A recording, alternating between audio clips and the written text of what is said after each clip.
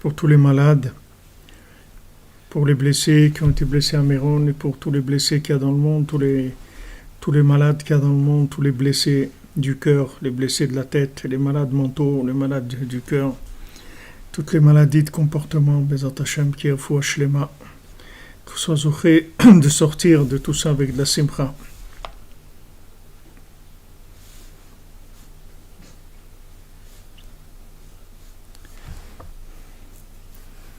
Alors hier on a vu la raison pour laquelle il fallait répondre tout de suite présent et sortir, comment Rabbi Nathan il a expliqué que en fait il y a un lien direct entre la délivrance et le fait de ne pas comprendre.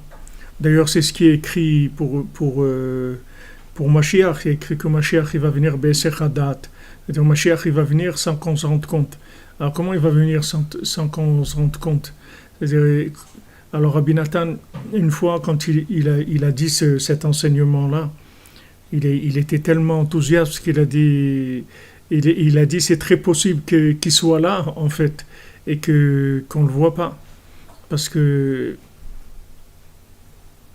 en fait Rabbeinu il a amené tous les outils pour le Mashiach. Il suffit qu'il y ait un homme qui prenne ces outils et qui en fasse l'utilisation adéquate, l'utilisation qu'il faut pour que ça soit le Mashiach, parce que les outils de la délivrance, Rabbeinu les a donnés déjà.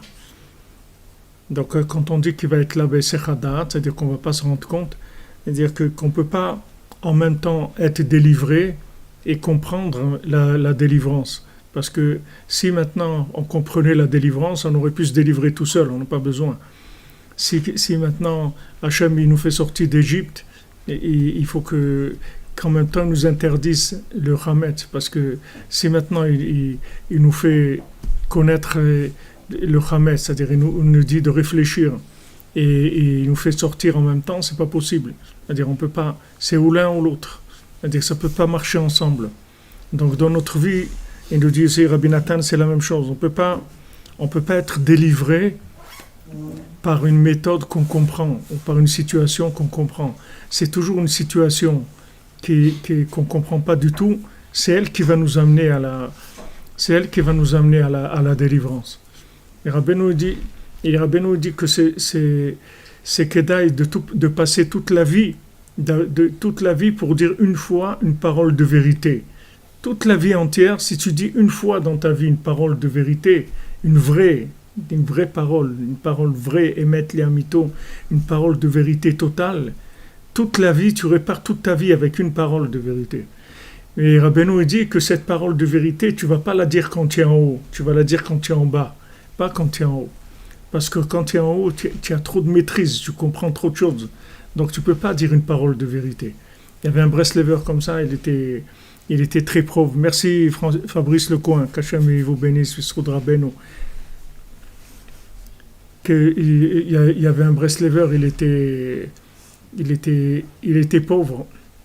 Et après, il a une bracha, il est devenu riche. Alors, un jour, il parlait avec un autre. Alors, il lui a dit, alors, comment c'est ta nouvelle vie maintenant? Baruch Hashem, tu as tout ce qu'il faut et tout. Il dit, c'est vrai, j'ai rien à dire, Baruch Hashem, j'ai tout. Mais le Tehillim que je sortais avant, je ne peux plus le sortir comme ça. C'est-à-dire le Tehillim que je sortais de mon cœur avant, je ne peux plus le sortir de la même manière. Pas possible. Alors Rabbeinu dit cette parole de vérité, tu vas la dire quand tu es en bas. Tu ne vas pas la dire quand tu es en haut. Quand tu vas être dans l'obscurité, c'est là où... Parce que l'une des fonctions, l'un des buts de l'obscurité, c'est de te débarrasser de Hollywood. C'est ça c'est-à-dire on éteint les lumières, on éteint le film. C'est-à-dire il n'y a plus de film. C'est ça l'obscurité. Le film ne marche plus, c'est tout. Panne d'électricité, le film ne marche plus. C'est ça la descente.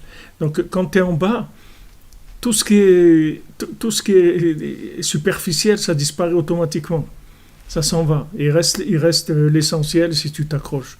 Donc c'est normal que on comprend que la délivrance, elle vienne par des chemins qu'on ne comprend pas et par des propositions qu'on ne comprend pas.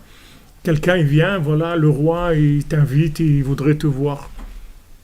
Ok, c'est-à-dire tu as une seconde, c'est tout pour répondre. T'as pas, ok, je viens tout de suite, c'est tout. Mais tu te rends compte, c'est le roi, ok, j'y vais, c'est tout. Qu'est-ce qu'il veut de moi et tout, ça on verra déjà là-bas. Mais déjà on sort d'Égypte. Donc il ne peut pas y avoir de délivrance par une méthode que tu maîtrises. Parce que si maintenant tu maîtrises la méthode, alors sors, c'est tout. Qu'est-ce que tu as besoin qu'on vienne te délivrer? Si tu as la clé de la prison, ouvre et sors, c'est tout. Si maintenant tu ne peux pas sortir de prison, ça veut dire que tu n'as pas les moyens, c'est tout. Donc si tu n'as pas les moyens, tu restes tranquille, on va venir chercher. Et quand on va venir chercher, si on te fait passer par la fenêtre ou par le plafond, ou par là, tu dis d'accord, tu ne vas pas commencer à dire non, mais pourquoi et la nuit comme ça, les trucs. Pourquoi il faut se lever la nuit et tout, on ne peut pas faire normalement. On ne peut pas faire des cours normalement à 9 heures le matin, et pourquoi on doit se lever la nuit. Il n'y a pas de pourquoi. Tu veux sortir, Rabbeinu te dit voilà, tu fais Hatzot, tu te bois des doutes, tu sors, c'est tout. C'est tout. Tu es sorti déjà, tu es sorti. Tu fais partie des gens qui sont sortis de toutes les clipotes, de tout le mal de ce monde. Tu fais des gens, tu fais partie des Bnei Chala, on appelle, les gens du palais. C'est les gens du palais. Les gens du palais, c'est pas rien du tout. Moi, quand j'étais jeune, j'étais habité à côté on habitait à côté du palais royal, à Rabat, à côté du roi. On habitait à 500 mètres du palais royal. C'était pas loin de la place Pietri. J'ai parlé avec ta maman une fois de ça. Elle connaissait. Elle est de Rabat, ta maman. Ou elle a étudié, non? Elle a étudié à Rabat. Ah. Elle est de Fès. Ah, elle était. Parce que j'ai vu qu'elle connaissait. Alors, le palais royal, c'est le palais royal. C'est pas. Je dirais. Il y avait des. Je sais pas combien de lions. Il y a là-bas des lions. Dans je sais pas, beaucoup, 5, 10, je sais pas. Et la nuit, tu les entends rugir comme ça, les lions, c'est tout, c'est fantastique, c'est un endroit extraordinaire. C'est un Pélé, c'est des endroits de richesse. Alors spirituellement, ceux qui se lèvent à Khatzot, ils font une bouée de doute, ils sont dans le palais d'Hachem. C'est Bnei Chala, c'est des gens c'est des habitués du palais. Et ceux qui sont habitués du palais dans ce monde, après 120 ans, c'est des habitués, ils ont le truc vert là, tu sais, dans le téléphone là. Tu montres le truc vert, tu rentres, tu dis oui, moi j'ai guéri déjà de ce monde. J'ai guéri de ce monde, j'ai le passeport vert, pas de problème. Passé, il n'y a aucun problème. Celui qui fait partie des gens du palais dans ce monde, après 120 ans, il fera aussi partie des gens du palais en haut. Rabbeinu, il a garanti, non seulement personnellement, mais en plus c'est un activiste de la Géoula. C'est un activiste, c'est quelqu'un qui travaille, qui libère des gens. Chaque nuit, quand on étudie, on libère des gens. On libère des gens. Nous, on ne voit pas. Heureusement qu'on ne voit pas. Sinon, on deviendrait fou. On voyait.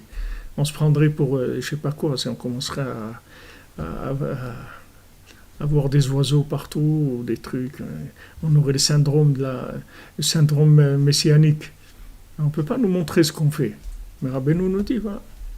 Chaque Hatzot que tu te lèves, le monde entier, il est redevable. Il t'est redevable. Tu deviens un prêteur universel. C'est toi qui prêtes la vie au monde.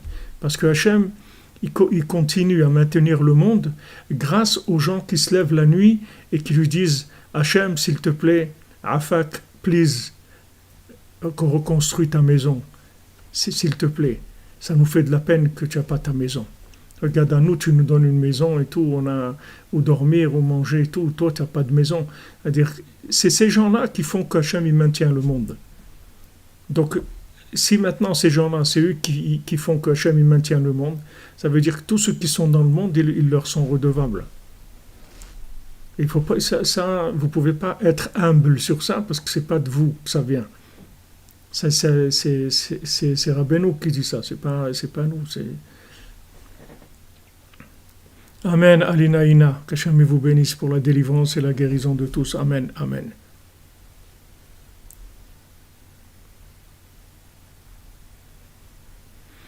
Sérénité, vous allez vous faire un faux passeport sanitaire. Vous allez raison, il y en a plein qui vendent ça. C'est déjà, ils les fabriquent déjà. Il y a déjà je crois qu'ils les fabriquent en Chine, les faux passeports sanitaires. Il n'y a aucun problème. Voilà, on habite dans le palais de Rabbeinu, exactement. Alors il dit,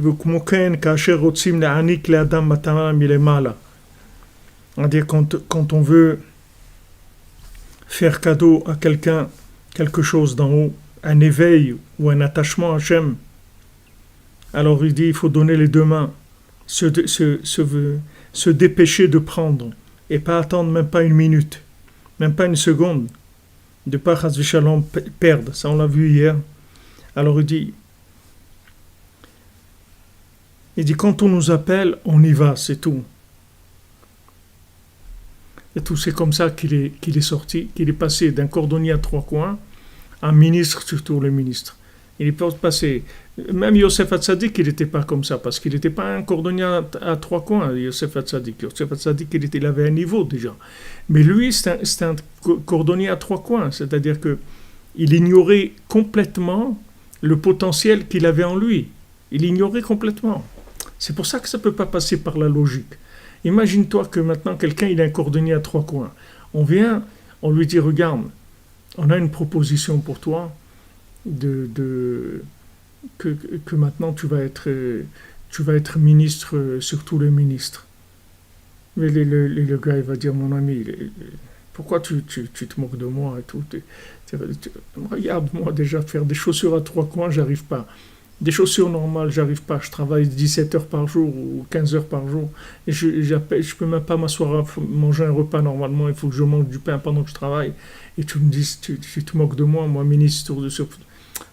Tu vois que la personne, elle ne connaît pas son potentiel. Comme le maasé que je vous racontais de Rabbi Nathan avec Rav Elir, la synagogue de Rav Elir. Ce Rav Elir qui avait pris un non-juif qui avait été renvoyé, mis à la rue par ses parents, par sa marâtre, elle l'a jeté dehors. Et lui, il l'a vu, il a pris chez lui un petit enfant. Et il a vu qu'il avait il a vu quelque chose de royal en lui. Dans la façon dont l'enfant il se comportait. Il venait d'une famille très modeste, de non-juifs très modestes. Mais il a vu en lui qu'il avait quelque chose de royal.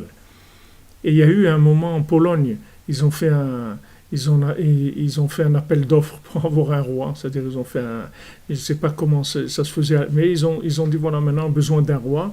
Ceux qui veulent prétendre à ce poste, qui viennent. Et lui, ce Rav Elech là, il a envoyé ce garçon-là, ce non-juif qu'il élevait chez lui, il lui a dit, tu vas aller là-bas et tu vas te présenter. Et il lui a acheté un cheval, et il a dit, dès qu'il a vu monter sur le cheval, il a vu que c'était un roi. Et il est allé là-bas et il est devenu roi. Et c'est lui qui a construit cette synagogue-là. Maintenant, lui, s'il n'avait pas rencontré ce Rav-là, c'est-à-dire tout ce qu'Hachem il a fait, que sa marâtre elle a jeté, tout ça, jamais il aurait su qu'il était roi. Jamais, parce que les parents qu'il avait, ils ne pouvaient même pas imaginer que leur fils ça peut devenir le roi de Pologne. Alvaï qui lui trouve une place de porteur ou de n'importe quoi, quelque part. Ils ne pouvaient pas imaginer qu'il a ce potentiel. Donc tout ce qu'il est passé par les difficultés, c'est pour qu'il arrive chez quelqu'un que cette personne-là elle pouvait voir son potentiel, mais surtout, il était battel, il a écouté. On lui a dit, tu vas faire ça? Oui, c'est tout. Non, moi, roi, mais attends, non, il ne discute pas. Il y va, c'est tout. Et c'est un roi, il est devenu roi. Mais lui, il ne peut pas savoir. C'est ça le problème. Si nous, on connaissait notre potentiel, alors il n'y a pas de problème, on le met en marche tout de suite. On fait les applications tout de suite. Allez, on développe les applications, mais tu ne connais pas ton potentiel.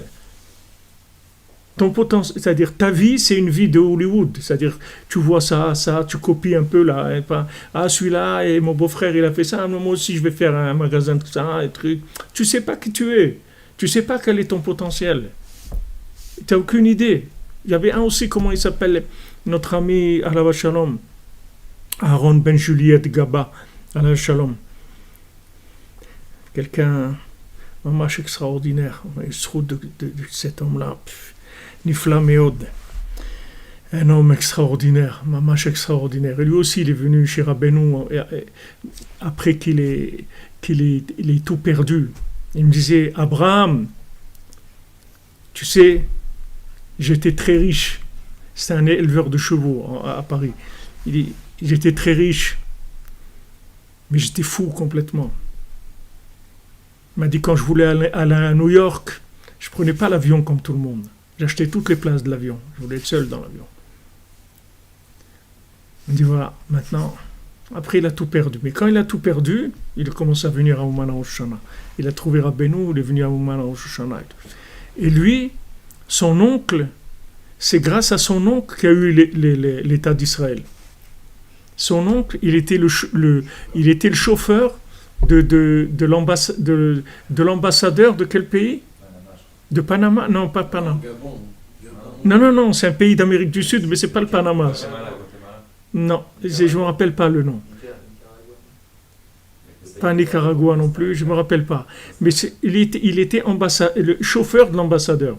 Et je ne sais pas qu'est-ce qu'il y a eu cet ambassadeur, s'il est mort ou un truc. Il a nommé à lui, le chauffeur, il a dit c'est lui qui va faire adjoint il ne savait pas qu'il était juif. Et donc il l'a envoyé à l'ONU quand il fallait voter pour l'État d'Israël, oui ou non, pour voter non.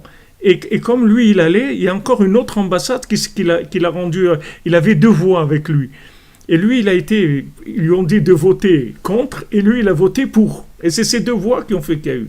Et il y a une rue à Tel Aviv qui est à son nom, à son oncle. Tu vois, des gens comme ça. Le gars, il vient. C'est un chauffeur. Qu'est-ce que c'est un chauffeur d'un ambassadeur, ok? Ce chauffeur d'ambassadeur, il va faire basculer l'histoire du monde. C'est lui qui va faire basculer l'histoire du monde. Il devient chaliard. D'où tu veux que ce gars-là, il ait ce potentiel. Il sache qu'il a ça en lui. Il ne sait pas ce qu'il a en lui. Et voilà pourquoi on est tous ils nous vaccinent à tous comme des lapins et ils nous font. Parce qu'il n'y a personne qui connaît ce potentiel. C'est ça notre problème. C'est ça notre problème. C'est que ça. Si on connaissait notre potentiel, la Géoula serait là depuis longtemps. Parce qu'on a en nous des forces extraordinaires. On a des possibilités extraordinaires, mais on les ignore, c'est tout. Et maintenant, quand on est prêt, Hachem, il t'appelle, il t'envoie quelqu'un ou une situation, quelque chose qui va te faire naître. Il dit, allez, vas-y. Tu dis oui, c'est tout. Qu'est-ce que tu as à perdre de dire oui? Qu'est-ce que tu as à perdre de dire oui? Qu'est-ce que c'est ta vie pour que tu ne dises pas oui? Qu'est-ce que tu vas faire avec ce que tu as dans ta tête? Moi, quand je suis arrivé à l'Yeshiva d'Aix-les-Bains, que j'ai découvert avec le Rav Besançon chez Rié, il est en ce moment à Tzfat, Israël Yitzhak Ben Fortuné. Ça va un peu mieux, Baruch Hashem, m'ont dit les gens, ils commencent à parler un petit peu mieux, et tout, ça va un petit peu mieux, Bezant Hashem, c'est les Refouach Shlema. Mais quand je suis arrivé à Aix-les-Bains la première fois, d'abord j'ai été comme le Maasé du Tam. Il y avait mon ami Ben Shaya, on était amis, on fait la musique ensemble, etc. Quand il est arrivé à Aix-les-Bains, il a rencontré le Rav Besançon, il m'a appelé, il m'a dit, regarde, j'ai trouvé la vérité, ne te casse plus la tête, j'ai trouvé. Je lui ai dit, tu es sûr? Il m'a dit, je suis sûr 100%. Je lui ai dit, maman, comme l'histoire du Tam. J'ai dit, d'accord, je viens tout de suite. Tout de suite, j'ai pris le train, j'étais à Toulouse, j'étais à Aix-les-Bains. J'ai à Aix-les-Bains, je rencontre le Rav Besançon, pendant 2-3 heures, j'avais ma tête et je suis sorti, mon cerveau il était sorti de la tête, c'est-à-dire je faisais que regarder le ciel parce que j'avais ma boîte crânienne, je ne sais pas ce qu'elle avait, il y a quelque chose qui était sorti de la tête. Et après ça, quand je me suis rendu compte de la puissance de cette vérité-là, j'ai dit quoi? J'avais 20 ans et demi, j'ai dit 20 ans, j'ai jamais vu ça, je me suis jamais rendu compte de ça. Je dis, ça veut dire mon cerveau, c'est un cerveau de rien, de rat, de lapin, de rien du tout. J'ai dit, regarde, maman, quand je suis parti, après j'ai dit, voilà, maintenant on était en juillet, j'ai dit, voilà, En septembre, je viens. Je vais à Toulouse, je règle ce que j'ai à régler. En septembre, je reviens. Et en septembre, j'étais là, Yeshiva. Et voilà, l'aventure a commencé. Mais j'ai mis à ma tête comme ça. J'ai dit, regarde, ça fait 20 ans, tu m'as roulé. Tu m'as caché la vérité. Tu as pu pendant 20 ans me cacher une vérité aussi puissante que ça. Tu m'as caché la chose la plus puissante qu'il y avait au monde, la plus évidente pour moi maintenant, tu me l'as caché pendant 20 ans. Donc sache qu'à partir de maintenant, je ne vais plus jamais t'écouter. Tout ce que tu vas me dire comme réflexion et tout, ça vaut zéro pour moi. Je ne t'écouterai plus jamais. Donc à partir de ce moment-là, je faisais rien que ce qu'on me disait de faire, c'est tout. Je demandais chaque jour, qu'est-ce que je fais? Allez. Il me dit, voilà, j'ai une jeune fille pour toi. D'accord, allez, voilà, c'est ma femme. Après, il faut que tu travailles, d'accord. Et bon, il y aura besoin, il me dit, Rabbi Nathan, il avait une imprimerie chez lui. Alors tu vas prendre l'imprimerie, d'accord. J'ai fait stage un jour d'imprimeur et j'ai commencé l'imprimerie. Chaque chose demandée, fait ça. Oui, oui, oui, oui, c'est tout. Pas difficile. Pas difficile. Si tu sais que ta tête, elle marche pas, tu vas pas écouter ta tête. Tu vois que ta tête, elle t'a arnaqué pendant des années. Donc laisse ta tête, c'est un truc dangereux. Tu te rends compte qu'il peut te cacher la vérité, que ta tête, elle peut te cacher la vérité. Une vie entière peut te cacher la vérité. C'est un outil terrible. C'est le serpent. On a un serpent dans notre tête. C'est pas le serpent là, ils ne devraient pas le mettre devant les pharmacies, c'est devant les écoles qu'ils doivent le mettre. À l'entrée de l'école, ils doivent mettre comme le serpent qu'il y a à Ouman, là, que Rabbeinu lui fait sortir l'eau en permanence. Il sort l'eau là, des serpents du parc Sophia. Voilà, comme tu dis Eric Zenou, parce qu'elle a raison, ta grand-mère, il ne faut pas s'écouter.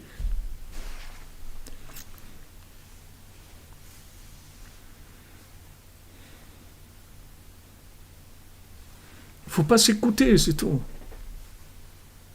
Tu fais l'écouter, Moharan, c'est tout. Tu écoutes Ravi Nachman, c'est tout. Tu dis, qui est-ce que tu écoutes? Moi, j'écoute Moharan, c'est tout. C'est tout. Moi, j'écoute Moharan, c'est tout. J'écoute Ravi Nachman, fais ça, je fais, c'est tout. Lève-toi la nuit, lève-toi. Mais tu es fou, tu te lèves la nuit, mais c'est des trucs. C'est pas, moi, je connais rien.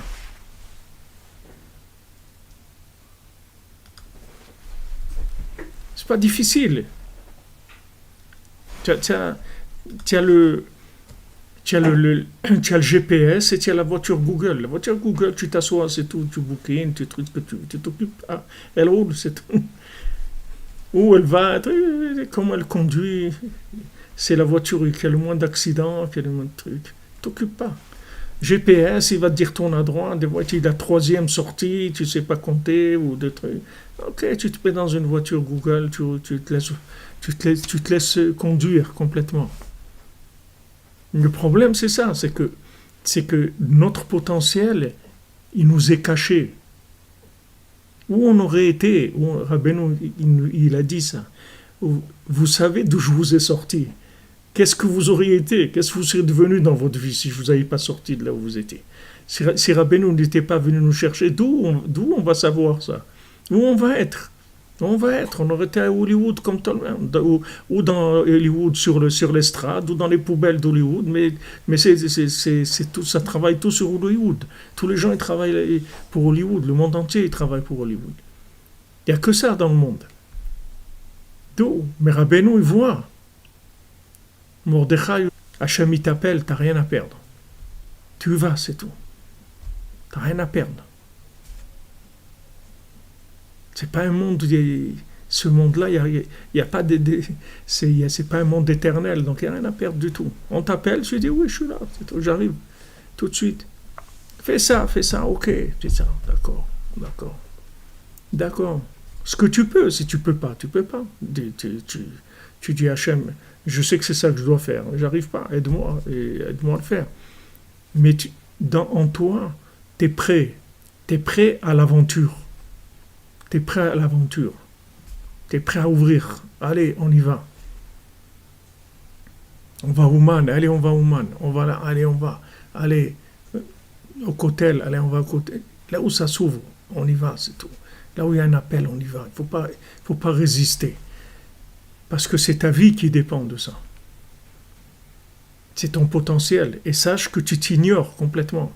Même quand tu crois que tu es arrivé à quelque chose, tu es loin de ce que à quoi tu peux arriver. Très très loin, très très loin. Tu ne peux même pas imaginer.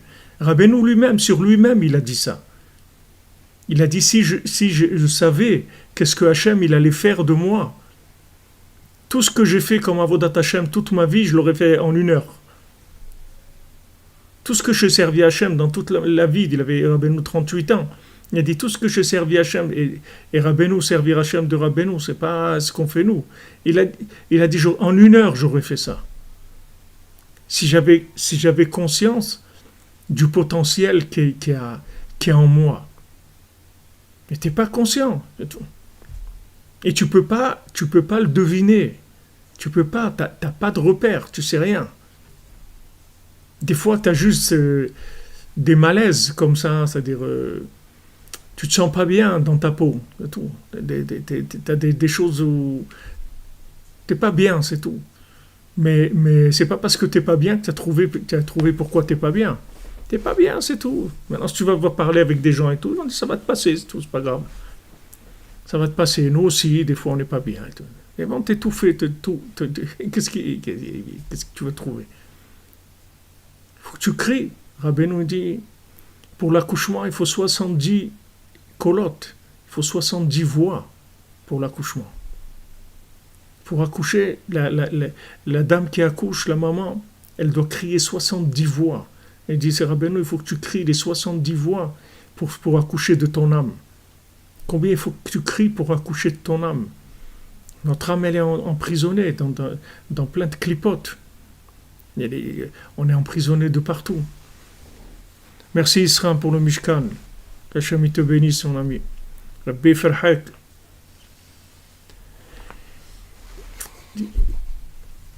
On a Rabbeinu, il prend, il veut t'amener dans un niveau de toi-même que tu ne peux même pas imaginer. Tu ne peux pas imaginer. Tous les gens, les Breslevers, ils te diront ça, qui ont passé quelques dizaines d'années dans Breslev, ils te diront jamais de leur vie, ils auraient imaginé qu'ils seraient arrivés là où ils sont maintenant. Jamais. Et là où ils sont maintenant, ils peuvent pas imaginer où Rabbeinu, il aurait pu les amener s'ils avaient plus de tmimout, s'ils étaient plus cordonniers, s'ils avaient été plus cordonniers, où le tzaddik il peut t'amener. Le tzaddik, il développe les potentiels d'une façon extraordinaire, il délivre le monde. La Géoula, quand Rabbeinu dit j'ai tous les outils de la Géoula, c'est pas que la Géoula, c'est pas le 14 juillet la Géoula. C'est pas la fête de l'armistice, c'est pas ça la Géoula. C'est pas que général la Géoula. La Géoula principalement c'est individuellement. Maintenant la Géoula individuelle, elle va être couronnée par la Géoula générale. Mais la Géoula individuelle, elle est plus importante que la Géoula générale. Parce que si tu délivres des gens qui sont prisonniers, qu'est-ce que tu as délivré? Tu as délivré des gens qui sont prisonniers dans leur tête. Qu'est-ce que tu as délivré? Après, il faut qu'ils fassent du cinéma de la délivrance jusqu'à qu'ils prennent conscience que c'est ça la vérité, etc. Même si tu n'as plus le libre arbitre. Mais toi, comment tu te trouves au moment? C'est là où Rabbeinu n'était pas d'accord avec tous les autres tzadikim. Rabbeinu ne dit pas du tout. Il n'y a pas de délivrance générale tant qu'on ne fait pas de la délivrance individuelle. D'abord, on délivre les gens individuellement. Moi, je vais amener chacun qui se délivre lui-même d'abord. Je vais délivrer chacun seul. Après, on fait le 14 juillet. Après, on fait l'armistice. Après, on fait la fête. Mais d'abord, on délivre chacun individuellement. Rabbeinu te délivre. Tu vois que les conseils que Rabbeinu, tu ne sais même pas comment ça marche. Mais Rabbeinu te fait naître. Chaque jour, il te fait naître. Tu découvres des choses incroyables. Tu vois des connexions, des choses. Tu vois que tu avances. Tous les jours, tu avances. Et si on était vraiment des cordonniers, on avancerait à une vitesse extraordinaire. Rabbi Nathan, il a dit. Merci David Cohen, David Ben Mesoda Cohen. Midat Yamai. Moi aussi, je t'aime, David. Tu es un vrai ami, un vrai Breslev. Tu es un pilier de la yeshiva de Rabbeinu. Tu es un pilier de l'œuvre de Rabbeinu dans le monde. Shrecha.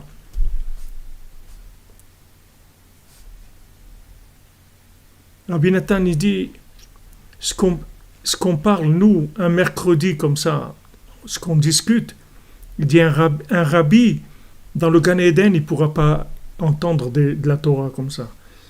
Un rabbi, il va aller dans le Gan Eden, c'est un tzaddik, il va aller dans le Gan Eden, ben, sa place dans le Gan Eden, il ne pourra pas entendre la Torah des Breslev qui parlent comme ça, dans le mercredi, dans la semaine, qui discutent entre eux comme ça. Tellement Rabbeinu, il envoie des choses qui sont tellement élevées, tellement puissantes, tellement agréables à l'âme. C'est une vérité tellement claire, tellement évidente, que même beaucoup de gens qui ont de la Torah et tout, ils ne savent même pas ce que c'est ça. Ils imaginent même pas que ça existe. Comme quelqu'un qui n'a jamais vu le Zohar. Il a l'habitude d'étudier du Chumash, de la Mishnah, de la Gemara, de la Halakha. Il n'a jamais vu le Zohar. Mais quand il voit le Zohar, il voit... Qui c'est mon cher Rabbeinu? Qui c'est ça? Qu'est-ce que c'est ça? Il voit le relief, il voit la profondeur, le relief de chaque chose, c'est extraordinaire. Maintenant, sur nous-mêmes, c'est pareil, on est aplatis, on est des gens plats. Notre relief, on le connaît pas. On ne connaît pas ce qu'on a à l'intérieur. Et tout notre travail, tous les chatzot, c'est pour naître. On veut naître. On ne sait pas qui on est, on veut naître, on veut se construire, on veut réaliser notre passage sur Terre. On veut réaliser, l'optimiser, sortir, ne pas partir comme on est venu. On veut arriver à faire des choses. Ça, le tzaddik te donne les outils. Mais le point qu'il faut savoir, c'est que tu ne te connais pas. Du moment où tu ne te connais pas, tu es en recherche tout le temps, parce que tu ne te connais pas. Celui qui croit qu'il se connaît, il ne cherche pas. Il fait que prendre des éléments par rapport à ce qu'il a enregistré comme données. Lui, il a compris que la vie c'est ça et ça, qu'il est comme ci, comme ça. Donc il prend des choses par rapport à ce qui est enregistré comme base de données. Mais Rabbeinu, il te dit, tu ne te connais pas. Tu ne te connais pas, mon ami, tu ne sais pas qui tu es. Donc sois ouvert. Sois ouvert. Même si tu fais des chaussures à trois coins, même si tu es un cordonnier qui n'arrive pas, qui ne sait pas, tu n'arrives à rien faire de ta vie, tu fais des chaussures à trois coins. Ça veut dire vraiment tu es le dernier de la classe, tu es le bonnet d'âne, tu es un bonhomme tu ne fonctionnes pas dans le monde. Tu ne peux pas savoir que tu es ministre sur tous les ministres. C'est ça toi. C'est ça toi. Ça tu l'as en toi. Il est un ébour en toi, comme un bébé, il est en toi. Seulement, il n'est pas sorti, c'est tout. Mais il est en toi. Donc, même si tu es un cordonnier, pourquoi Rabbeinu dit un choumi ou jbaolam klal, le désespoir n'existe pas? Parce que n'est pas des projections de désespoir sur toi-même, n'est pas des projections de médiocrité sur toi-même. Sois ouvert, c'est tout. Sois ouvert dans tout. Et si demain on te propose un poste, on te dit voilà, tu vas venir Rosh Yeshiva, d'une Yeshiva de Mekoubalim, tu dis oui. C'est tout. Tu connais rien dans la Kabbalah, c'est pas grave. Dans la nuit, on va t'apprendre la Kabbalah. Oui, c'est tout. Ça, oui. Mais attends, oui, c'est tout. On y va, c'est tout. Mais cet état d'esprit de dire oui dans chaque chose, c'est vraiment dans chaque détail de la vie, ou on va dire c'est un état d'esprit? C'est la même chose. Non. L'état d'esprit, les détails, c'est... C'est dans des toutes petites choses aussi. C'est-à-dire, mon voisin, il fait ta part, il vient avec moi, on va promener mon chien, c'est oui. Ou c'est, viens, j'ai un job pour toi. Il y a une différence entre les deux. Il faut que ça soit des choses qui sont de vérité, des choses bien. Des choses bien. C'est le roi qui t'appelle, qui t'invite. C'est pas le... Voilà, c'est pas l'OM, c'est pas l'entraîneur de l'OM qui te téléphone. C'est la... Vous parlez que pour des grandes choses, ça veut dire... Pas que des grandes choses, c'est des petites choses. La vie, ça passe par des petites choses. Il y a des petites choses. Tu vas aller quelque part, visiter un appartement. En fait, c'est pas pour visiter l'appartement, c'est parce que là-bas, tu vas voir quelqu'un. Et cette personne-là, tu vas te marier avec elle, ou tu vas faire des choses, ou va t'amener chez quelqu'un d'autre, ou tu vas voir un livre là-bas. C'est des choses qui t'amènent. L'une, elle t'amène à une autre. Parce que si on te dit, viens pour ça, tu vas dire non. Parce que tu es trop loin de la chose. Donc on va venir t'amener quelque chose. Qu'est-ce que c'est? Pourquoi il prend un shaliach tam? Il prend un envoyé qui soit un homme simple aussi, qui a un langage de cordonnier. Parce qu'il faut qu'il lui donne un accès par rapport à l'endroit où il se trouve. Maintenant, si on te propose ta propre identité à toi, tu vas pas te reconnaître. Donc tu vas dire non. Donc on va te proposer quelque chose qui est juste à côté de toi. Mais cette chose qui est juste à côté de toi, en fait, elle n'a rien à voir avec toi. C'est pas là où on veut t'amener. On veut t'amener ailleurs. Mais pour t'amener ailleurs, il faut qu'on te prenne là où tu es, avec ta conscience, avec ta connaissance, avec ta sensibilité, etc. Alors toi, tu vas aller pour ça. Mais tu vas arriver dans autre part complètement. Tu vas prendre le train pour Genève, tu vas te trouver à Besançon. Tu sais pas. C'est une mentalité, c'est un état d'esprit, c'est une ouverture du cœur. C'est-à-dire que tu dois être en recherche. La mentalité, c'est la recherche, c'est l'ouverture, tu vois. Hein? Voilà, tu es ouvert, c'est-à-dire tu es ouvert. Tu es quelqu'un d'ouvert. Le cordonnier, il est ouvert. Tu le vois, il est taré, le bonhomme, mais il est ouvert. Il est taré, c'est un taré, c'est-à-dire c'est dans le monde. Sa tête, elle ne marche pas. Il est complètement à côté. Il travaille, il ne peut même pas manger, tellement il doit travailler pour faire des chaussures à 3 coins. C'est quoi ce bonhomme-là? C'est rien. Eh ben, tu vois, ce bonhomme-là, c'est l'homme le plus important du pays après le roi. C'est le tzaddik de tout le pays, c'est lui. Et tu le vois comme ça. Et lui, il se voit aussi comme ça, mais il est ouvert. Il n'est pas fermé. Il est ouvert. Il n'est pas miouache. Il n'est pas désespéré. Il n'est pas rentré dans une médiocrité désespérée. C'est-à-dire, il n'est pas du tout sûr qu'il est comme ça. Il n'a pas il n'a pas dit son dernier mot, comme on dit. Il est ouvert. Et c'est ça le principal. C'est pas ce que tu es le principal, c'est ce que tu crois que tu es, parce que ce que tu es, c'est une étape de ta vie, c'est tout. N'importe où tu te trouves, c'est une étape de ta progression. Maintenant, si tu veux avancer plus, il faut être ouvert. Il faut être ouvert. Ouvert, ça veut dire que tu as toujours un point d'interrogation. Tu es ouvert à une opportunité. Comme il me disait une fois un chauffeur de taxi à Jérusalem, il me dit, moi je travaille trop pour pouvoir devenir riche. Parce que je travaille 14 heures par jour dans le taxi. Donc, même si quelqu'un me propose un business et tout, je ne peux pas. Je travaille trop. Je n'ai pas le temps même pas d'aller l'écouter pour voir qu'est-ce qu'il veut. Je ne peux pas. Donc, je reste comme ça, c'est tout. Mais même ça, c'est faux. Parce qu'un jour, il peut y avoir quelqu'un dans le taxi qui l'attrape et qui lui dise est-ce que tu voudrais devenir chauffeur de privé ou truc? Et voilà, il peut devenir chauffeur d'ambassadeur de trucs et faire des choses extraordinaires dans le monde. Le potentiel qu'on a, il est extraordinaire. La seule chose où il faut faire attention, c'est qu'il ne faut pas être fermé, c'est tout. Il ne faut pas être fermé j'ai compris. Tu n'as rien compris. Rabbeinu lui-même, il dit je sais rien. Tu n'as rien compris, tu sais pas qui tu es. Tu n'as pas commencé à naître encore. Non, mais quand même, quand est-ce que tu vas commencer? Tu commences à prendre comment on dit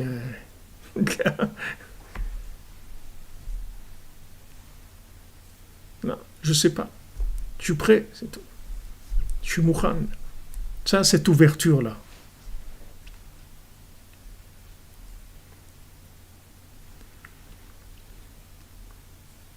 Voilà, il ne faut pas dépendre il faut pas douter de notre potentiel. Il faut savoir qu'on a un potentiel énorme et qu'on ne connaît pas, c'est tout. Mais Hachem, il va nous aider à le trouver. Merci Sylvain. Qu'Hachem il te bénisse et que tu réussisses ton projet de l'hôpital, Bezat Hachem, que tu veux faire.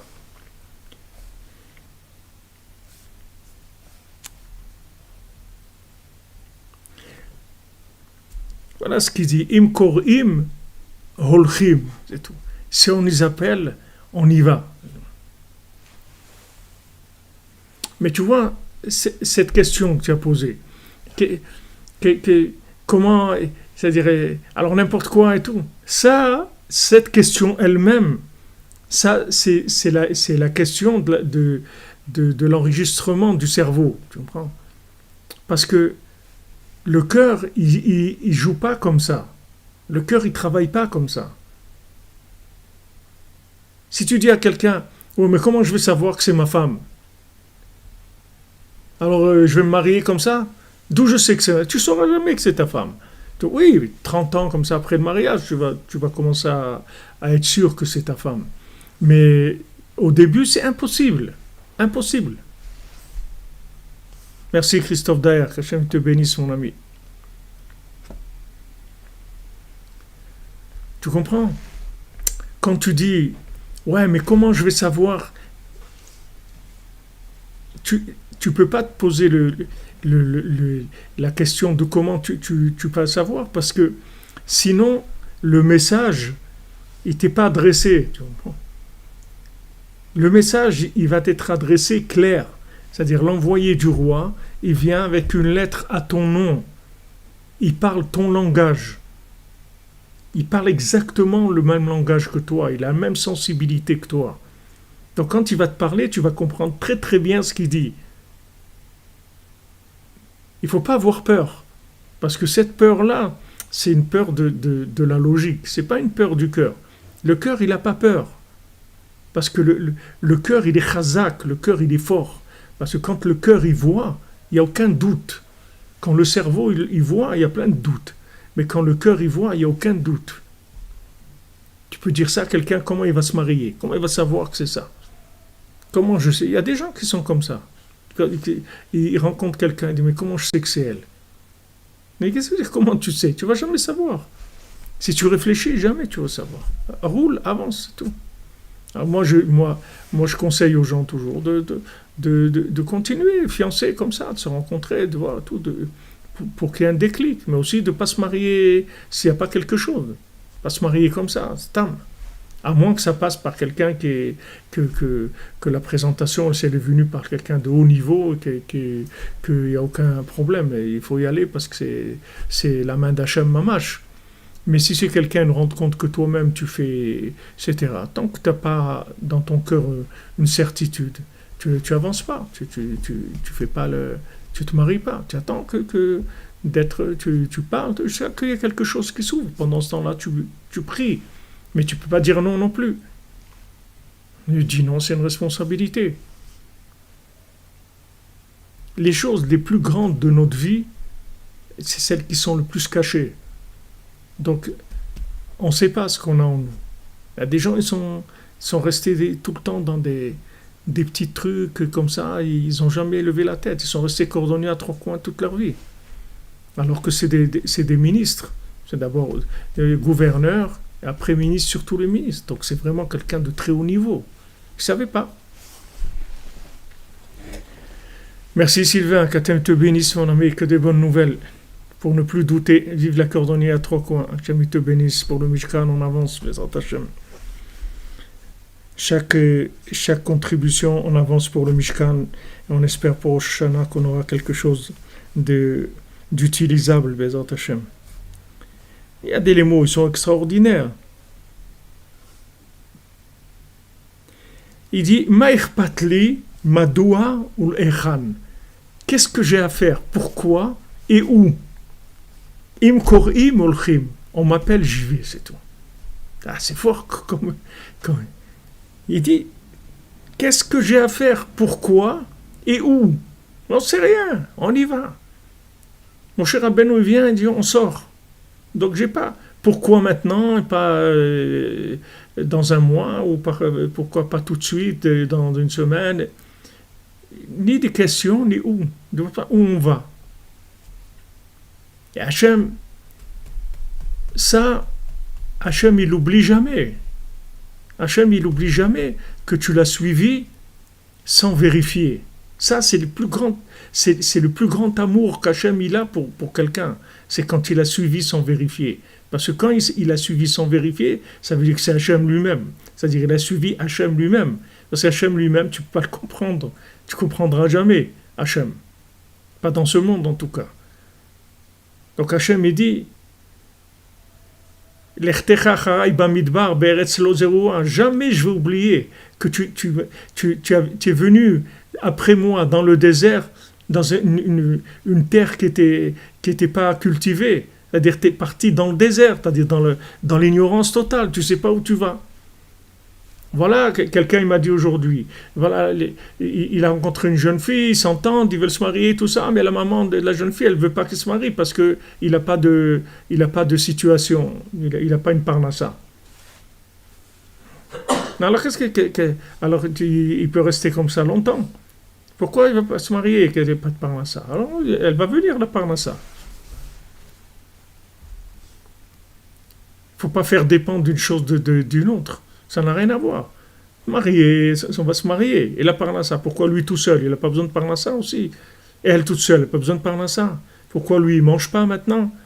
Il ne dort pas quelque part. Elle ne mange pas, elle ne dort pas. Alors voilà, tous les deux, ils mangent et ils dorment. Alors qu'ils associent leur manger et leur oreiller, et ça y est, ils avancent, c'est tout.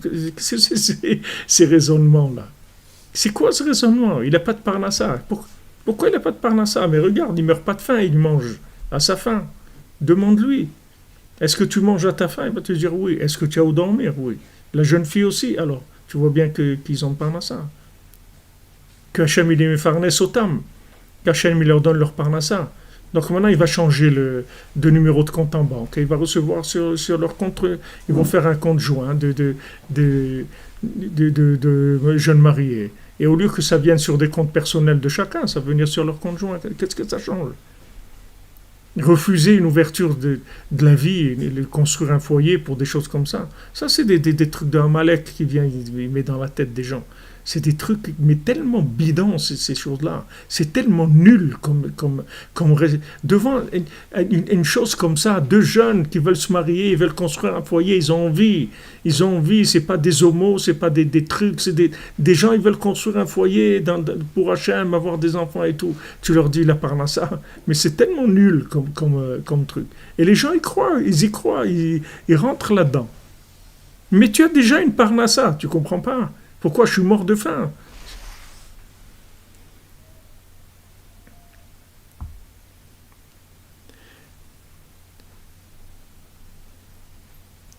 Alors, Shalom ben JS ben HR, Bezrat Hashem, Refoua Shlema, Bezrat Hashem, qui sort de ce Covid et qui est Refoua Shlema, qui sort tout de suite de l'hôpital. Merci, Madame Zohari, qu'Hachem vous bénisse.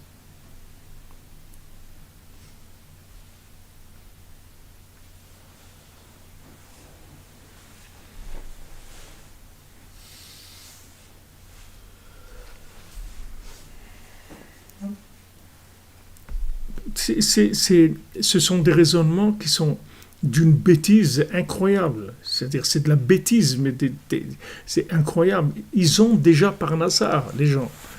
C'est pas... Même un enfant, même un bébé, quand il vient, il a sa parnassa. Tu crois qu'il compte sur toi? Mais s'il compte sur toi, le pauvre, il est mal barré. Il compte pas sur toi. Il vient avec tout ça, il vient équiper le bébé. Il vient avec tout ce qu'il a besoin déjà. Seulement, ça va passer chez toi, c'est tout. En attendant qu'il grandisse et qu'il se marie. Après, ça ira sur son compte. En attendant, c'est toi qui l'amène dans le monde. Alors, on va te donner ce qui lui revient. Mais tu es un tuteur, c'est-à-dire on te donne pour ça. Tu crois qu'il va venir manger ton pain? Un enfant, tu crois qu'il va venir manger ton pain? Ça aussi, c'est des trucs d'un Amalek. Merci, Violette Poème, que Hachem vous bénisse.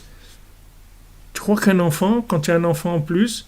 Voilà, là, Bezrat Hashem, la semaine prochaine, il y a un Breslever qui se marie, de Breslever. Le père de la Kala, ils sont 16 enfants à la maison. 16 enfants, tu peux aller les voir, ils habitent ici, dans une petite maison. Voilà. 16 enfants. Ils ont. Alors tu crois que le père, il s'est dit, waouh, 16 enfants, comment je vais faire? Non, c'est pas lui, il gère, tu es un gérant. C'est pas toi qui tu as un truc, tu appelles le patron, il faut payer ça. Il fait, ok, pas de problème, il envoie les chèques, c'est tout. C'est pas, tu gères une affaire, c'est pas toi. C'est pas les enfants, ils sont pas à toi. Tu les as pas fabriqués. C'est des neshamot qu'Hachem il envoie, des âmes qui viennent d'un autre monde. Et elles viennent équipées avec tout ce qu'elles ont besoin. Non seulement ça, mais toi, tu vas profiter de ce qu'il y a à eux, le temps qu'ils sont à la maison. Parce que toi, il y a des âmes qui viennent avec beaucoup de bénédictions. Et ça amène la bénédiction aux parents. C'est pas un qui prend son pain. C'est que là, acheter une baguette, il en achète 10 quand il a besoin de manger une baguette. Chaque fois qu'il a besoin d'un truc, il achète 10 fois ce qu'il a besoin. Tu reçois plus. Combien de fois dans la vie on voit ça? Que quand il y a un enfant qui arrive, on voit que ça change toute la parnassa de la maison. On voit que ça y est, il y a une nouvelle bénédiction qui vient. Mais c'est lui qui l'amène. C'est à lui. C'est pas à toi. Mais quand maintenant tu t'occupes de lui, alors tu gères, tu profites en même temps de la bénédiction qu'il a amenée. Après, il va faire sa vie. Mais ça aussi, c'est des trucs d'idiots complets, ces choses-là. Que non, on ne peut pas se permettre 2 enfants, c'est déjà beaucoup de dépenses et des trucs. Si on a un 3e enfant, il faut réfléchir comment on va faire. Mais ça, c'est des raisonnements de fous, d'idiots complets, des gens qui pensent comme ça. C'est à toi, ces enfants-là, c'est pas à toi, tu les as achetés, c'est pas à toi. Il y a des âmes qu'Hachem il a envoyées, c'est tout. Moins cher un chien. Hein? Ça coûte moins cher un chien.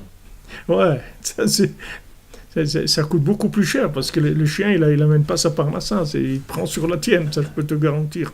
C'est pas. Mais même un chien, Hachem il donne à manger à toutes les briottes du monde. Mais ces raisonnements-là, ma grand-mère, elle est à Shalom, elle nous disait toujours ça. Elle dit, chaque bébé qui vient, il vient avec son pain, le pain sous son bras quand il arrive. C'est-à-dire, il a sa parnassa, il n'a pas besoin de toi. Il n'a pas besoin de toi, il ne va rien te prendre, rien qu'il va te donner. Il ne va rien te prendre. Au contraire, toi, tu vas manger de son argent à lui. C'est toi qui vas prendre sur son compte d'épargne. Ce n'est pas lui qui va prendre sur le tien. C'est le contraire. Lui, il a un compte d'épargne, il vient avec un compte d'épargne, c'est toi qui vas profiter de son compte, le temps qu'il est à la maison. Pas le contraire. Voilà, tout ça, des exemples que je vous donne pour que vous voyez que la bêtise dans laquelle on vit. Et on se laisse avoir dans ces choses-là. C'est tellement bête et nul, et ça marche. C'est des trucs qui marchent. Ils sont sur le marché de la bêtise humaine depuis des dizaines d'années, de siècles, et ça marche tout le temps. Les gens, ils gobent ça. Comment empêcher les gens de se marier pour la parnassa? C'est du mensonge. Ils ont déjà parnassa. Ça veut dire, si tu crois que c'est toi qui leur donnes leur parnassa, c'est pas toi qui leur donne leur parnassa. C'est eux qui ont leur parnassa. Maintenant, ça passe par toi, tu es les parents. Et maintenant, quand ils vont sortir de chez toi, ça va passer chez eux, c'est tout. C'est pas compliqué.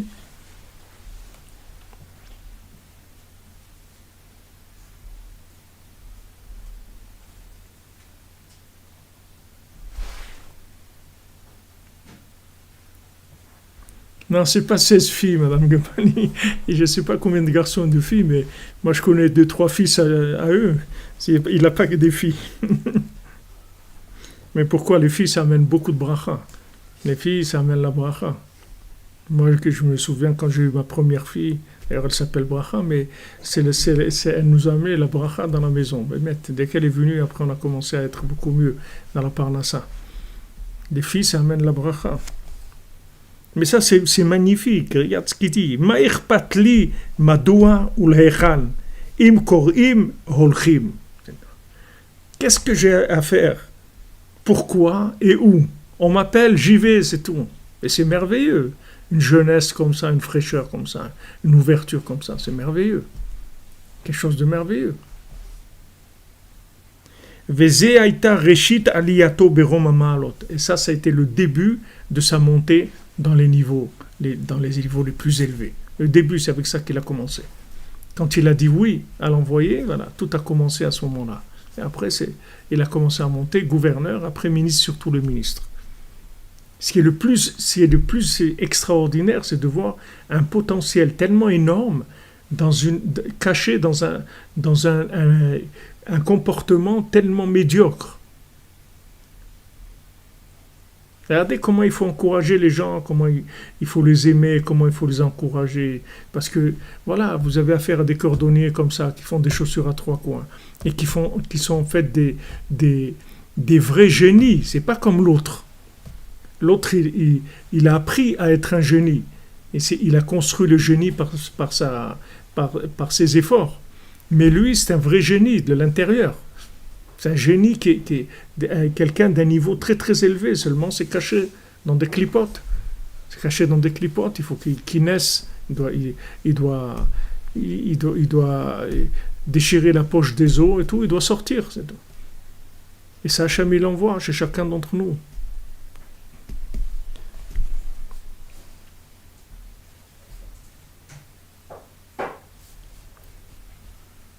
Alors, comme Rabbeinu dit que quand il arrive à un éveil à quelqu'un, c'est-à-dire la saute miyad des davar mitzvah ou avoda ou uvda shel gdusha imota et toverut shenishlecha lo.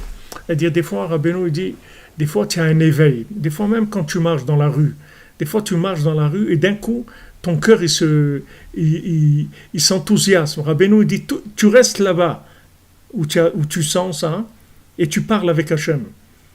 Tu fais une prière avec cet enthousiasme-là. C'est-à-dire, Rabbeinu dit que quand tu reçois une inspiration comme ça dans le cœur, tout de suite fais quelque chose avec. Soit une prière, soit une action, une tzedaka, quelque chose, mais tout de suite, fais tout de suite, n'attends pas. Parce que ce sont des lumières qui viennent, tu vois. C'est une lumière qui vient. Tu fais une action, ça y est, tu l'as acquise, la lumière, tu l'as fait descendre, tu vois. Mais sinon, elle repart. Elle repart. Et ça peut arriver n'importe où, n'importe quand. Ça peut t'arriver pendant que tu manges, ça peut t'arriver pendant que tu marches, ça peut t'arriver avant de te mettre au lit, au réveil, quand tu travailles. Ça peut arriver n'importe où tu sens un moment comme ça d'éveil. Dans ce moment d'éveil, Rabbeinu dit, fais tout de suite quelque chose. N'attends pas. Une prière. Une prière, oui. Lo lamtin. Ne pas attendre un moment fixe qu'il va faire. Il va faire un tikkun klali, il sait que dans 2 heures il va faire ça et tout. Il ne faut pas, au moment même où se déclenche l'éveil, tout de suite il faut faire quelque chose. Tu n'as rien de spécial à faire maintenant. Tu connais des psaumes par cœur, tu dis un psaume, tu fais une bonne doute, quelque chose, mais tu concrétises tout de suite l'appel. Tout de suite. Comment on peut déceler cet éveil? Tu le sens, l'éveil. C'est quelque chose que tout le monde ressent ça. Non, c'est dans le cœur. Tu sens un éveil, tu sens quelque chose. Des fois, ça peut te donner même des larmes. C'est-à-dire que tu sens une émotion, quelque chose qui il n'y a aucune logique. Tu ne sais pas d'où ça vient. C'est pas que tu as vu quelque chose ou tu as entendu quelque chose. Ça vient de l'intérieur, c'est de ton âme. Alors, quand il y a quelque chose comme ça, Rabbeinu dit concrétise tout de suite, tu fais quelque chose. Et ça, on peut en avoir plusieurs fois par jour? Tu peux avoir, ça dépend qui tu es. Il y a des gens qui ont ça plusieurs fois par jour. Il y a des gens qui ont ça une fois de temps en temps. Mais tous, on a ça. On a tous ça. Et il n'y a pas d'endroit pour ça. Il n'y a pas de rendez-vous. Ça peut se faire n'importe où. C'est-à-dire que tu ressens cette... des fois, c'est des connexions par les présences de certaines personnes, des choses qui se font, tu vois. Ça a un rapport avec une situation, souvent, ou pas? C'est pas un rapport logique avec la situation. Si tu reviens dans le même endroit, tu vas rien ressentir du tout. C'est-à-dire c'est des assemblages qui se font, qu'à un moment tu ressens cette chose-là. Mais c'est le message que Rabbeinu veut dire par rapport à ce qu'on a vu dans les Sipurim, c'est que tout de suite tu fais quelque chose. C'est-à-dire tu réponds présent, tu concrétises tout de suite. Et à ce moment-là, tu fais que la lumière, elle descend, tu acquiers le bénéfice de cette lumière-là, tout de suite. Bezat Hashem.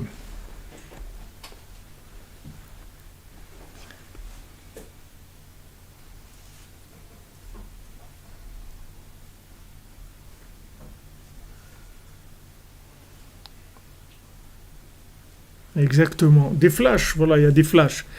Quand vous dites, des flashs des fois. Voilà, Bezrat Hashem, qu'on ait le srout d'écouter Rabbeinu. Rabbeinu, il nous connaît parfaitement et il connaît l'autre monde, il connaît ce monde et il nous connaît parfaitement. Il sait exactement là où il va nous amener, où il peut nous amener si on l'écoute, Bezat Hashem. Une fois Shlema pour tous les malades, que des bonnes nouvelles. Pour le Rav Besançon, Israël Yitzhak ben Fortuné, Dan ben Rosa ben Amour, Ariel ben Mazal, Shnodov ben Razala Cohen, Sandrine Badjanin, Janine Bateglantine, Yosef ben Chava, Nechama Doli bat Miriam, Deborah Miriam bat Corinne Ayala, Anaïs Michal bat Sophie Zohar,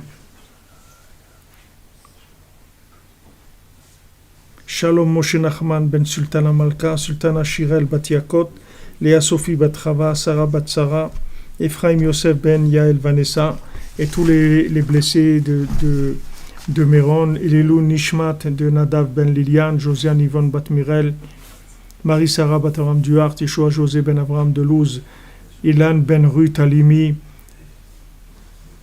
Sarah Alimi, Mireille Knoll, Maurice Moshe ben Achima, Suzanne Shmuel Chai ben Moshe Brahmi, Bénédicte Charles Kofi Black, Joseph Désiré ben Émilie, David Raphaël Fenchil, Joa Rivet bat Belara Machlouf Chai ben Ninel, Joël Yochevet bat Mazal Tov, Odet Maïna bat Yosef, Mesoda bat Simcha, Yaakov ben Chassiba, Chana bat Frecha, Shalom ben Rachel Chazan, Yitzhak Fedida, David Shlomo ben Zaken Baruch Alexander Alevi, Nicole Julia Saada Mazal bat Sari, Shlomo ben Rivka Pazit bat Rachel, Esther bat Turkia, Yehuda ben Ali Green Simcha, Asaf Daous ben Chava, Lionel Issachar ben Chmissa, Chaya Odelia Bracha bat Esther, et les 45 qui sont décédés à Méron. Bezrat Hashem, excellente journée les amis, que des bonnes choses. On avance, ça avance de façon extraordinaire. Ashrenu, Baruch Hashem. On avance les amis. Que chacun diffuse, qu'il ouvre son cœur pour recevoir et pour donner, Bezrat Hashem. Merci pour tout. Merci de votre soutien, de votre présence et de vos prières.